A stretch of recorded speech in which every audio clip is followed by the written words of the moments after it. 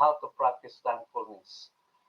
Mga kapatid, first, thank and praise God for everything in your life. Yun ang sabi ng talata natin, di ba? Sa lahat, ha? Hindi po sinabing pagka tayo masaya lamang, pagka tayo ay lahat ng ating pangangailangan inariyan. Ang sabi po ay in all or in everything in your life, mga kapatid.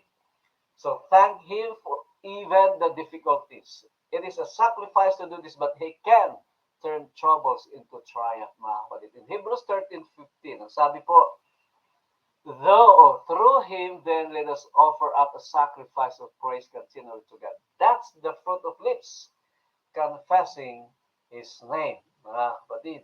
No? So, ano man ang ating mga sitwasyon ngayon, mga kapatid, no?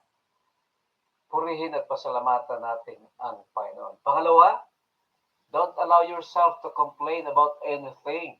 Ha? Mga kapatid, huwag nating hayaan na maging tulad tayo ng mga Israelites, no, na araw-araw ay pinagpapala ng Panginoon pero nagko-complain pa rin.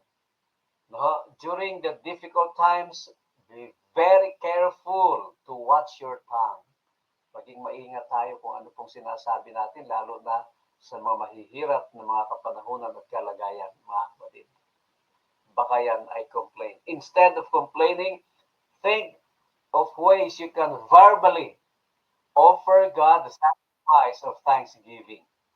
In Philippians 2:14-15, it says, do everything without complaining or arguing, so that you may become blameless and pure, children of God without falling in the crooked and depraved generation in which you shine like stars in the universe as you hold out the word of life. See, mga kapatid?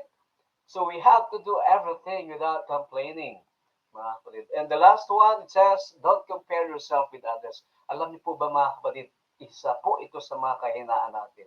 We always compare ourselves with others. Buti pa sila ganito, buti pa sila ganyan.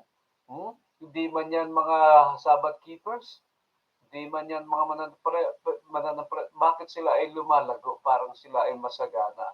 Kami tapat naman sa Panginoon, bakit kami ganito? Mga kapatid, yan ang gusto ng kaaway na kinukumpara natin ang ating sarili sa iba. No? Kaya nga po, maging maingat tayo dyan. Don't wish your life be different. O, no? Your life were different. No? Huwag nating sabihin na sana, hindi ako ganyan, na ganito, ganyan. God knows what is best.